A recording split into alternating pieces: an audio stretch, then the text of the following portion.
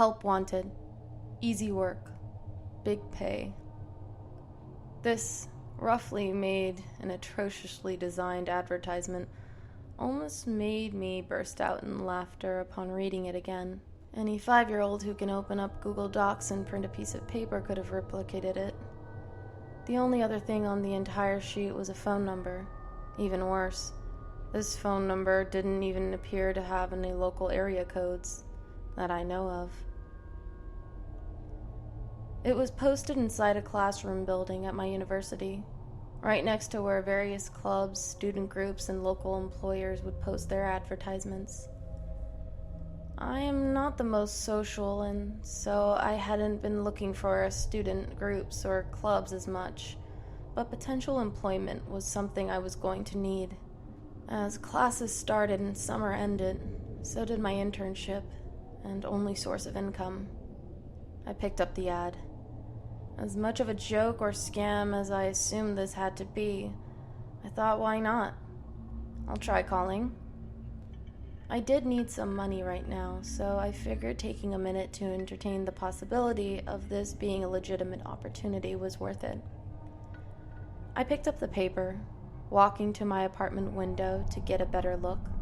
I couldn't help but shake my head in disbelief once again at how incredibly ridiculous it was. The cool light from the cloudy skies illuminated the sheet of paper in my hand. I pulled out my cell phone and typed the numbers into my keypad before dialing.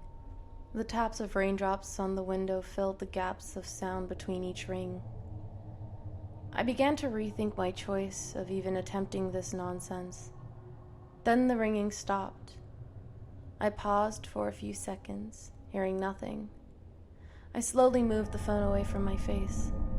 I thought I had been disconnected or that the call failed. The screen lit up, and at the top of my screen displayed the call time. Someone did pick up.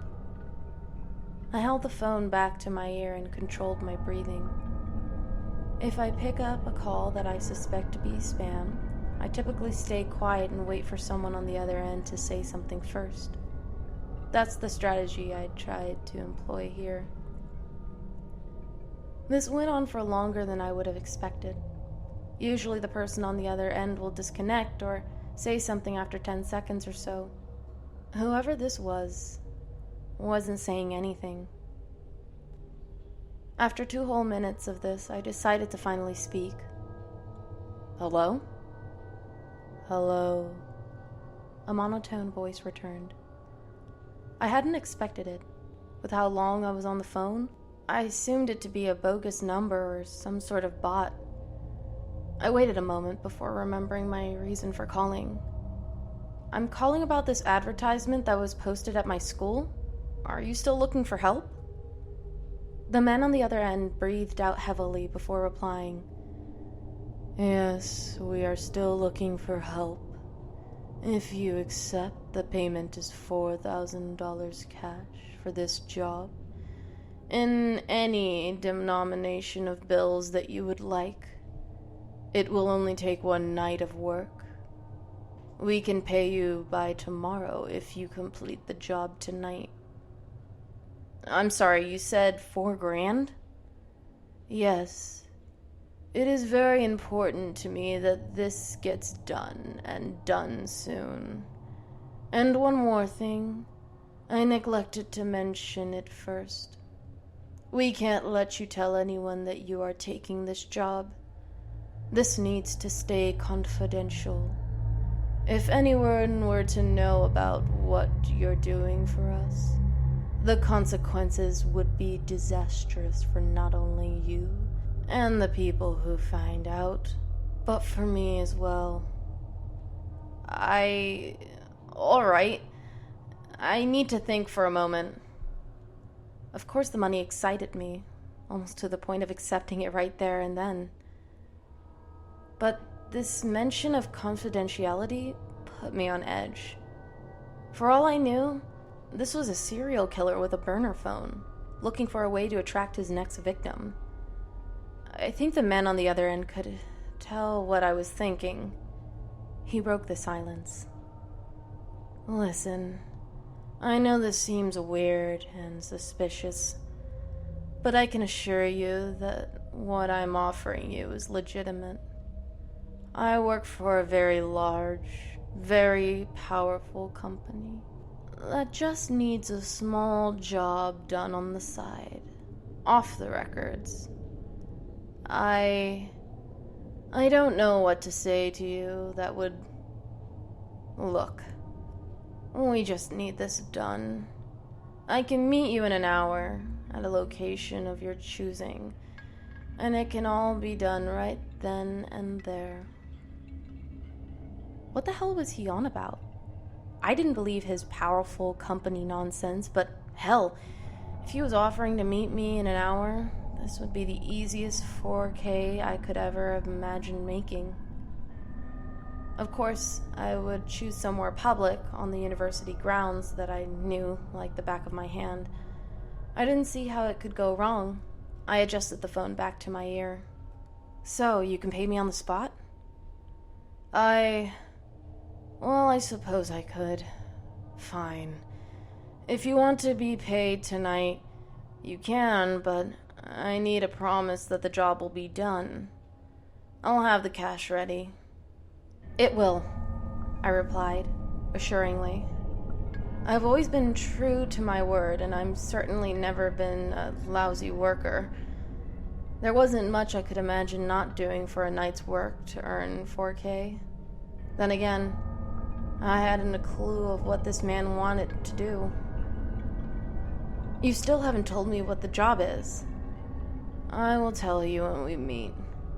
That information cannot be given over the phone. It isn't much, I can promise you that. The doubts were mounting in my head.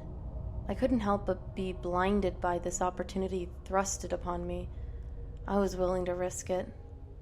All right, I'm in. Meet me outside the building you posted the advertisement. I'll be there, but if you don't have the money on hand, this is all off. I acted tough, but I was still skeptical and unsure about all this. I think he and I both knew I wouldn't really call it off when that much money is on the line. I'll be there at 4:30 with the money. Be ready. The phone went silent. There was no feedback on the other end anymore. He hung up. I stood, stunned by the fact that such a conversation just took place. I spent the next half hour looking out my window to the dark clouds above, down the wet street they rained on, laughing occasionally at all my thoughts of this uncanny scenario. The trip from my apartment to the university building I agreed to meet him at felt like walking to an awkward first date, except the awkwardness presented itself in an even more unorthodox fashion. Well, this was all very unorthodox, wasn't it? I arrived a little earlier, so I decided to sit inside the entryway of the building. I browsed my phone, looking up every few seconds to see if someone was waiting.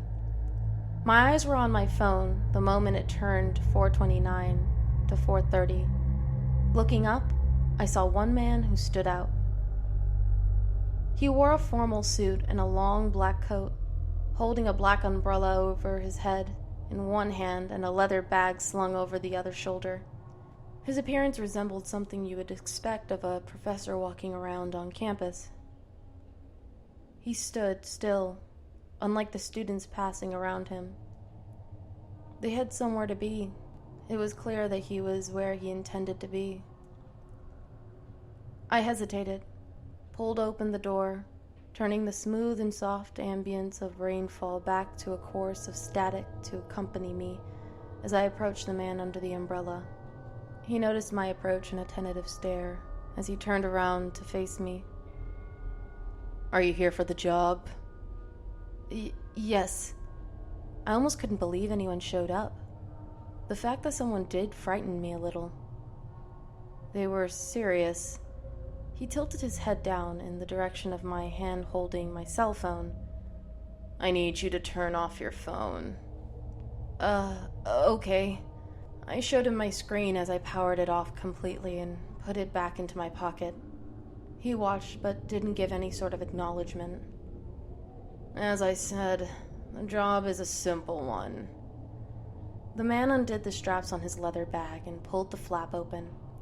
I took a step back and braced myself to run, as the images of handguns and knives or needles full of tranquilizers filled my imagination.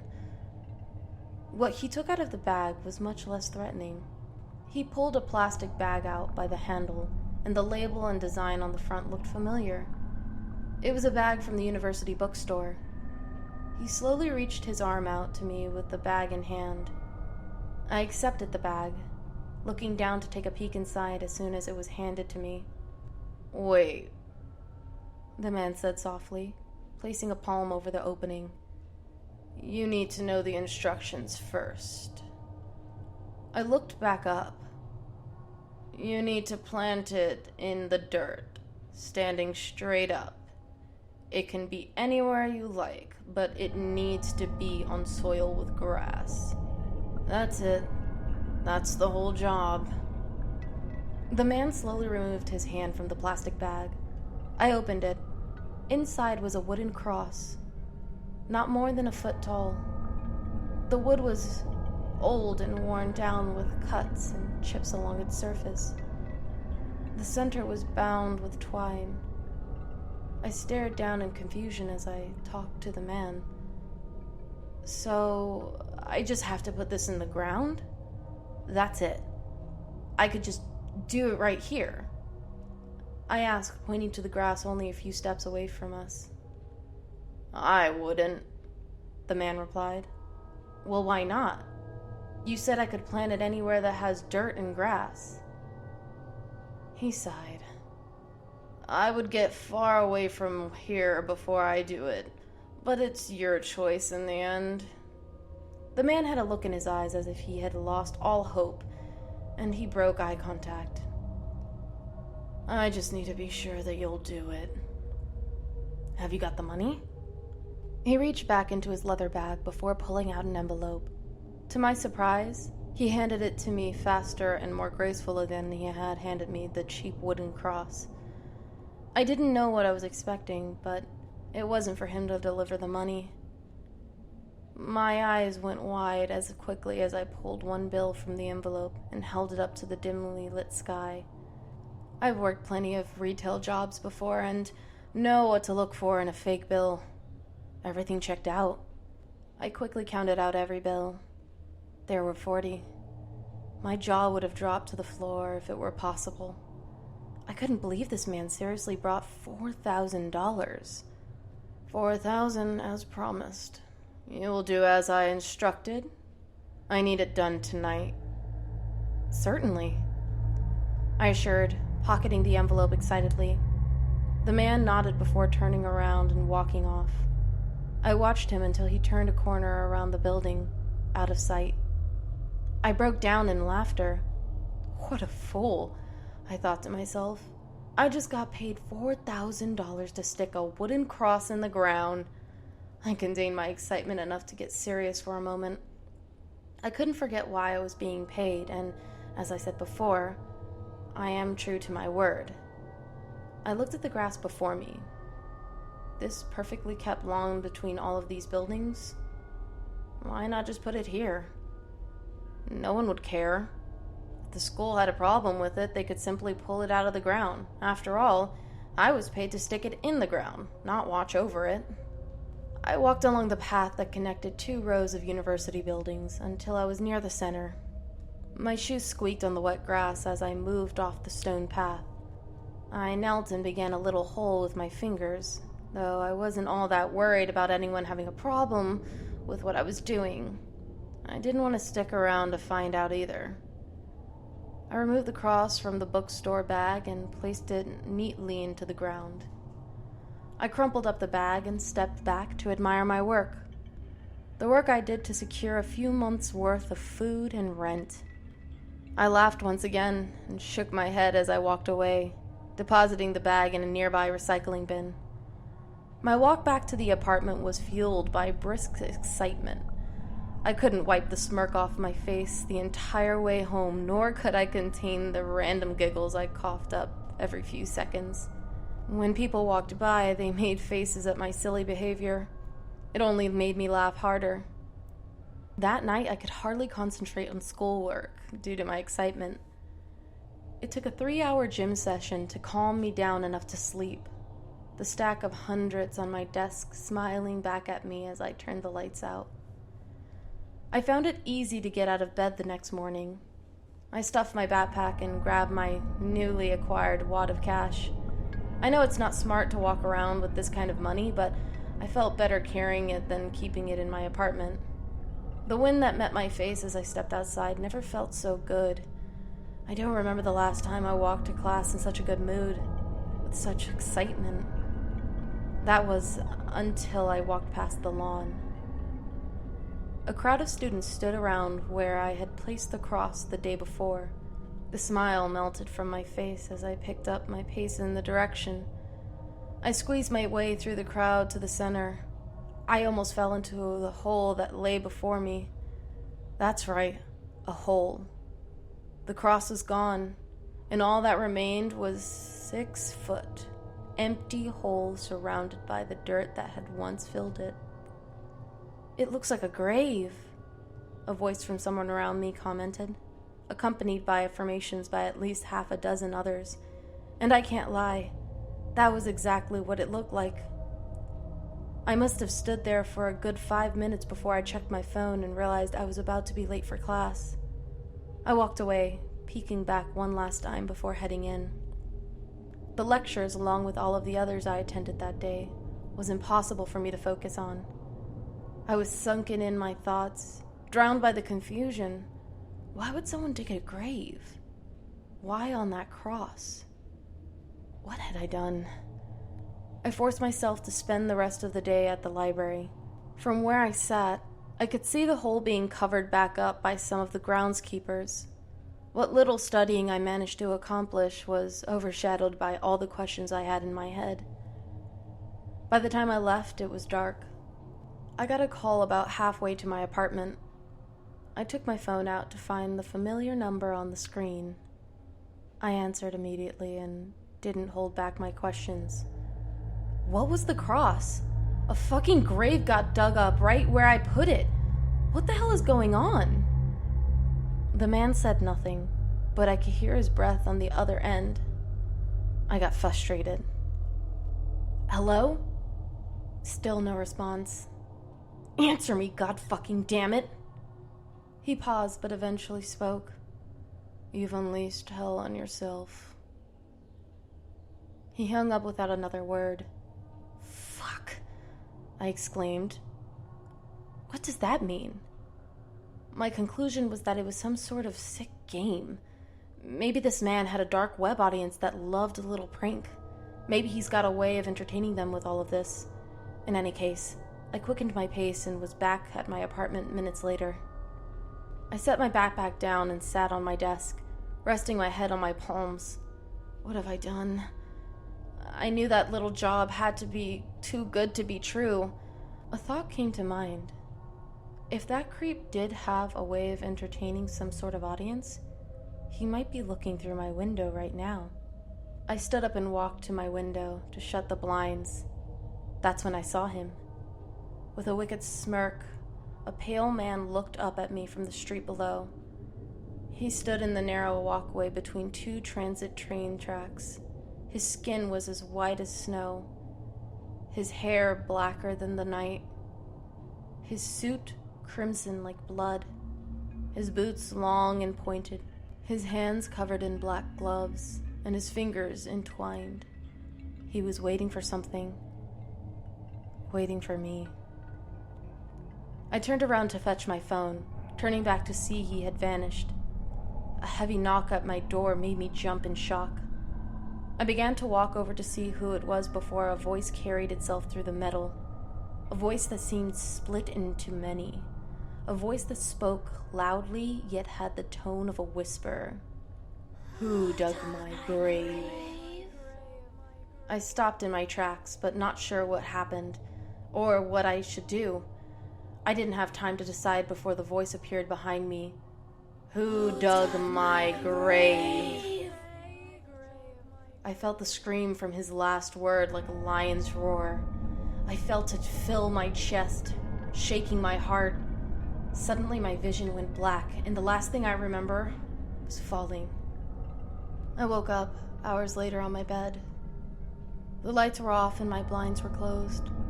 I sat up with a raging headache. What kind of nightmare was that? I checked my backpack to see if the money was still there. It was. I checked my call history. I had indeed gotten a call from the number. When did I fall asleep? I began to piece it all together again when the shades on my window were pulled back up in one quick motion.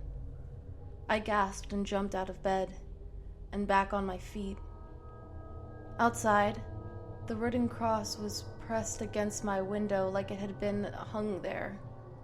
I stood, staring and breathing heavily in my fearful and shaken state.